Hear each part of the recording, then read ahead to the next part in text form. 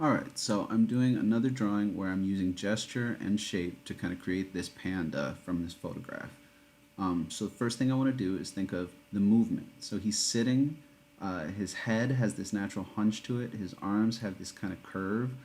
So if you can see, I know it's really fast and really light, but that's the whole point. You want to start out light so that what you put on top of it will be what's really seen. You don't want to only see that background. So there's this curve of the hands because they're holding something, and then a curve on top of the head, and then you can kind of see that slope of the neck. Now it's not all going to be perfect, but it's going to give me the basic idea of where the face is, and then I start to add in simple shapes. So I'm still using that red pencil, but I'm going a little darker, and I'm adding all the basic shapes that are creating what's there. You can get really detailed and make every shadow a shape, make every kind of turn or angle a shape, but I just want to be able to recognize what it is I'm looking at. So I already notice that some of the shapes don't quite match. Mine looks a little taller, maybe a little thinner than the panda in the picture. If something like that happens, remember, this isn't a portrait of somebody where it has to be perfectly accurate. You just have to be able to kind of get a sense of what you're showing. So I have this teardrop for the arm. I'm breaking the arm down into kind of trapezoids and rectangles.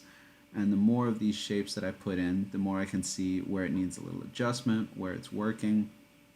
I can kind of smooth that out, fix it up. And when it's all done where I like it enough to where I feel like I can add another layer, then I'll start with a marker. But right now I'm going in with that red pen. I'm adding some of that kind of fur content, and then I'll start with my Sharpie. And some of this won't be 100% accurate, but what I really just want to see from you is that you understand how to start out looking for that little bit of movement and then make adjustments as you go and create things using simple shapes. So all my simple shapes are down, but look at that. I've gone a little bit bigger than I originally did because when we do layers and layers of drawing, we're not tracing. We're doing those layers so that we can kind of see what needs to change. I didn't include any of those bits of bamboo, but now I'm putting them in, and I'm adding eyes and other details, and I'm still just blocking it in at first, but when I come back, I'll definitely add more of that shading like that, using cross hatching. And of course, just because of the pattern of black and white, you automatically start to see that it's a panda.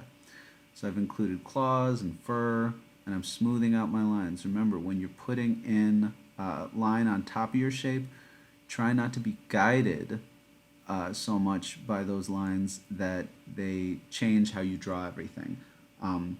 It's not like you have a break every time there's a different muscle, because skin or fur is going to make that all look pretty smooth together.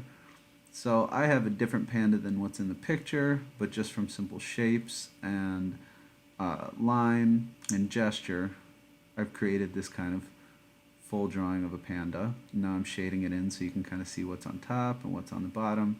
And I could keep going and going, but this is enough to just show you the basics of how to make a drawing just using a little bit of movement and then geometric shape, mostly geometric shape.